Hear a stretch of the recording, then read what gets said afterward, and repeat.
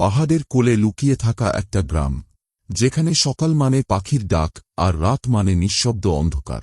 এমনই এক স্বর্গসম গ্রামের বুকের ভেতরে লুকিয়েছিল এক ভয়ঙ্কর সত্য, যেটা কেউ কল্পনাও করতে পারেনি।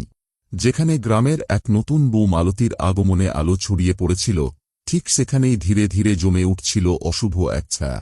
যে সাধুকে সবাই দেবতার মতো মানত, সেই মানুষটার আসল মুখ যদি হঠাৎ খুলে যায়, তাহলে কি হয়?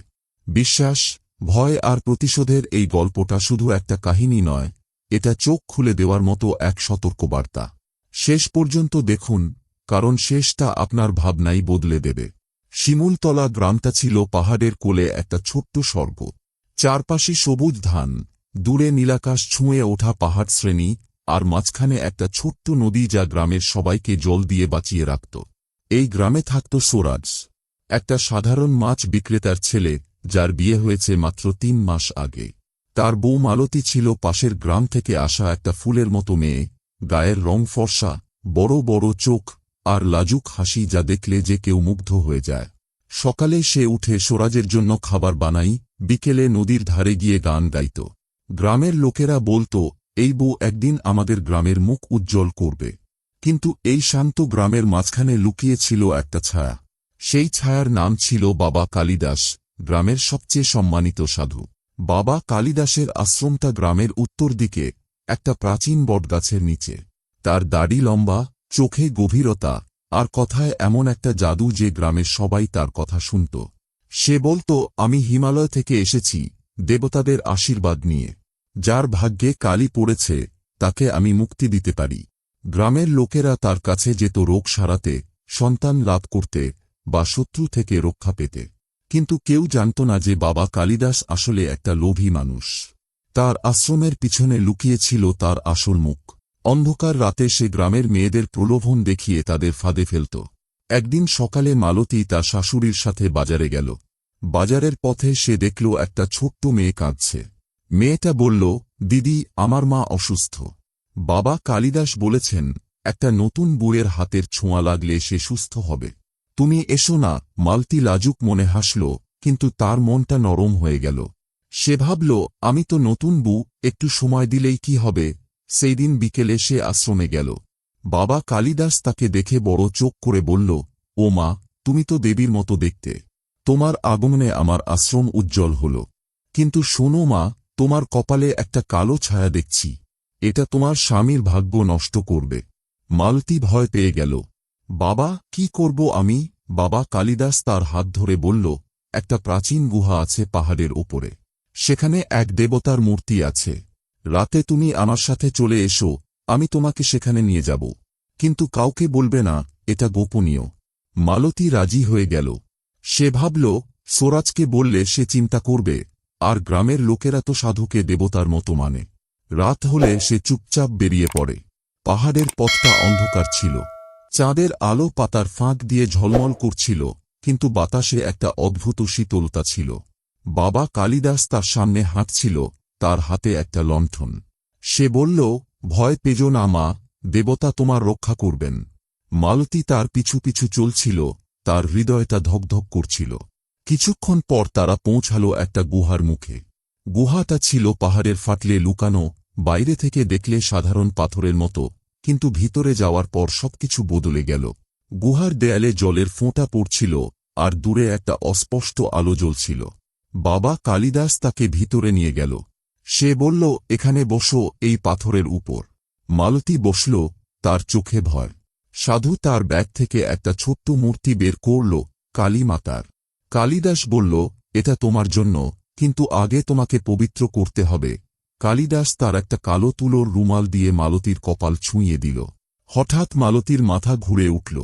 কি হলো বাবা? সে ফিস করে বলল। সাধু হাসল, একটা ভয়ঙ্কর হাসি। কিছু না মা, এটা দেবতার স্পর্শ। এখন চোখ বন্ধ করো। মালতী চোখ বন্ধ করল, কিন্তু যখন সে আবার চোখ খুলল, তখন সবকিছু অন্ধকার। তার হাত পা বাঁধা ছিল একটা পুরনো দড়িতে, আর সামনে বাবা কালিদাস তার সাধুর বেশ খুলে ফেলছে। তার চোখে ছিল আগুন, আর মুখে একটা ক্ষুধার্ত হাসি। কালিদাস বলল, তুমি এখানে এসেছ, এবার তুমি আমার। মালতী চিৎকার করতে গেল, কিন্তু তার মুখে একটা কাপড় চাপা দেওয়া হয়েছে। সে বলল, শুধু শুধু চিৎকার করো না। এই গুহায় কেউ শোনে না। আমি অনেক মেয়েকে এখানে এনেছি, আর তারা সবাই আমার সাথে খুশি হয়েছে। তুমিও হবে। বাবা কালিদাসের হাতটা মালতীর গালে ছুঁয়ে দিল। তার স্পর্শ ছিল ঠান্ডা, কিন্তু ভিতরে আগুনের মতো জ্বলছিল। সে ধীরে ধীরে তার শাড়ির আঁচল খুলতে শুরু করল। মালতীর শরীর ভয়ে কাঁপছিল। সে ভাবল স্বরাজের কথা, তার বাড়ির কথা, গ্রামের কথা। প্লিজ বাবা, ছেড়ে দিন আমাকে, সে কান্নায় ভেজা গলায় বলল। কিন্তু সাধু শুনল না। সে তার কানের কাছে ফিস করে বলল, তুমি এত সুন্দর যে দেবতারাও ঈর্ষা করবে। আজ রাতটা আমাদের। কাল সকালে তুমি ফিরে যাবে, আর কেউ কিছু জানবে না। গুহার ভিতরটা এখন একটা অন্ধকার জগতে পরিণত হয়েছে। দেয়ালে জলের শব্দ, দূরে বাতাসের হুইসেল, আর মালতীর দমিত কান্না।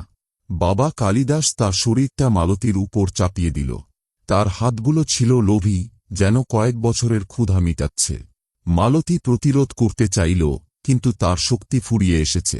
সেই রাতে গুহাটা শহরতলির মতো শোনাল, অশ্লীল, নির্মম। সাধুর শ্বাস প্রশ্বাস ভারী হয়ে উঠল, তার শরীর মালতীর শরীরের সাথে মিশে গেল।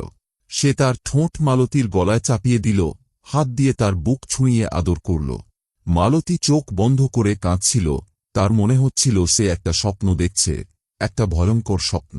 কিন্তু সেই রাতটা শুধু এভাবে শেষ হল না। বাবা কালিদাস তার কাজ শেষ করে উঠে বসল। সে একটা ছোট্ট শিশি থেকে কিছু পানীয় বের করল, একটা বিষাক্ত ওষুধ। সে বলল, এটা খাও, এতে তোমার সব কষ্ট ভুলে যাবে।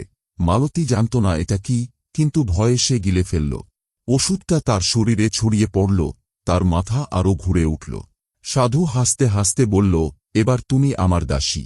প্রতি মাসে এখানে আসবে, না হলে তোমার স্বামীকে সব বলে দেব। সকাল হল।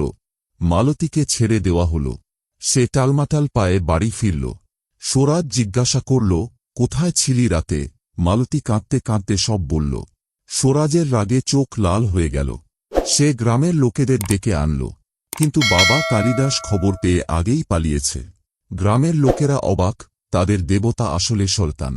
দিন কয়েক পর পাহাড়ের ওপর একটা চিৎকার শোনা গেল। গ্রামের যুবকেরা গুহায় গিয়ে দেখল বাবা কালিদাসের লাশ, আর তার গলায় দড়ির ফাঁস। পাশে একটা চিঠি, আমি নিজেকে শাস্তি দিলাম। মালতীর মতো আর কোনো মেয়েকে কষ্ট দেব না। স্বরাজ জানত সেই রাতে সে গুহায় গিয়েছিল, আর সেই সাধুকে মেরে ফেলেছে মালতীকে বাঁচাতে। গ্রামের লোকেরা ভাবল সাধু আত্মহত্যা করেছে, কিন্তু স্বরাজের চোখে ছিল এক আগুন। সে গ্রামের সকলকে বলল, এই গুহা এবার সত্যিকারের পবিত্র হবে। গল্পটা কেমন লাগলো বন্ধুরা? এটা শুধু কল্পনা, কিন্তু বাস্তবে এমন ফাঁদ থেকে সাবধান থেকো। পরের ভিডিওতে দেখা হবে আরও রোমাঞ্চকর গল্প নিয়ে। ভালো থাকবেন, সুস্থ থাকবেন।